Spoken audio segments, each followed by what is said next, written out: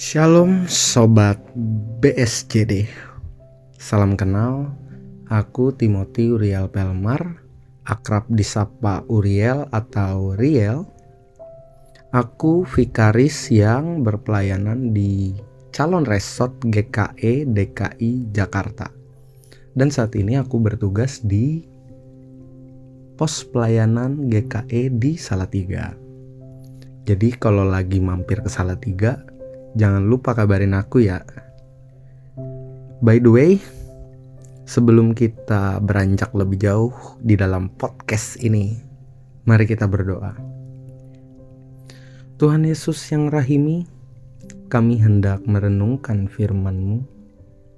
Taruhlah Roh Kudus pada kami, sehingga hikmat-Mu dapat menolong kami mengejawantahkan sabda-Mu. Amin. Leksionari kita hari ini diambil dari Yesaya pasal yang ke-7, ayat yang ke-4 hingga yang ke-5. Demikian bunyinya. Teguhkanlah hatimu dan tinggallah tenang. Janganlah takut dan janganlah hatimu kecut, karena kedua puntung kayu api yang berasap ini, yaitu kepanasan amarah Rezin dengan Aram dan anak Remalia. Oleh karena Aram dan Efraim dengan anak Remalia telah merancang yang jahat atasmu. Demikianlah sabda Tuhan. Kita baru-baru ini telah berganti kepemimpinan eksekutif di kancah nasional. Tepat ketika pelantikan, aksi Kamisan berhenti. Barang siapa yang tidak tahu aksi Kamisan, mohon mencari tahu.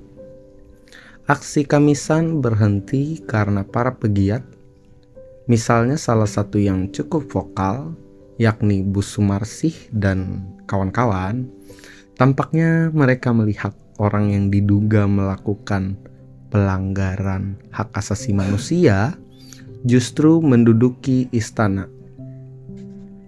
Kali ini podcast BSJD akan terasa sangat segmented, sebab tidak banyak di antara kita yang bersinggungan langsung dan tidak langsung pada kasus pelanggaran HAM berat. Intinya, aksi Kamisan tidak lagi mengirim surat ke istana dan tidak lagi turun di depan istana. Kasus yang diperjuangkan aksi Kamisan sangat relatable dengan kisah Yesaya dalam podcast ini. Ketika kejahatan menghimpitmu, maka tetaplah tenang, karena ketenanganmu akan membuat hikmat Tuhan memenuhi dirimu. Sewaktu Yehuda di bawah tekanan bangsa Aram dan bangsa Israel, raja kerajaan Yehuda, yakni Ahaz, ketakutan loh. Tetapi Yesaya dititipin pesan sama Tuhan buat nenangin Raja Ahaz, biar dia tahu kalau rencana jahat mereka bakal gagal.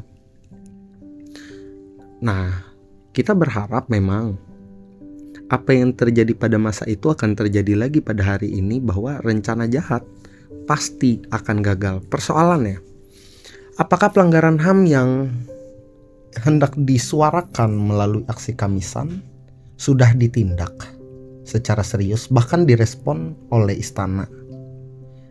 Jadi, apakah ketenangan itu relevan? Bahkan quotes anak-anak anarko bilang begini, rusuh aja gak didengar, apalagi bicara baik-baik. Akan tetapi, mari kita lihat dalam skala yang lebih luas. Kita ambil contoh salah satu tokoh yang di kancah internasional begitu ya, Mahatma Gandhi. Ia menggunakan perlawanan tanpa kekerasan, yakni ketenangan, sama halnya dengan aksi Kamisan. Apakah berhasil? Ya, boleh dikatakan demikian. Maka poin utama dari pembahasan ini adalah tetap tenang. Jadi, kita melakukan sesuatu haruslah dengan tenang walaupun keadaan mendesak. Dan mari kita melakukan aksi yang menyuarakan kebenaran dengan tenang tanpa kekerasan. Amin untuk firman Tuhan. Mari kita tutup dengan doa. Mari berdoa. God, give me grace to accept with serenity the things that cannot be changed, courage to change the things which should be changed, and the wisdom to distinguish the one from the other. Tuhan, berikan saya kedamaian untuk menerima apa yang tidak bisa diubah, keberanian untuk merubah apa yang bisa diubah, dan kebijaksanaan untuk membedakan keduanya. Amin. Demikian doa dari Reinhold Niebuhr.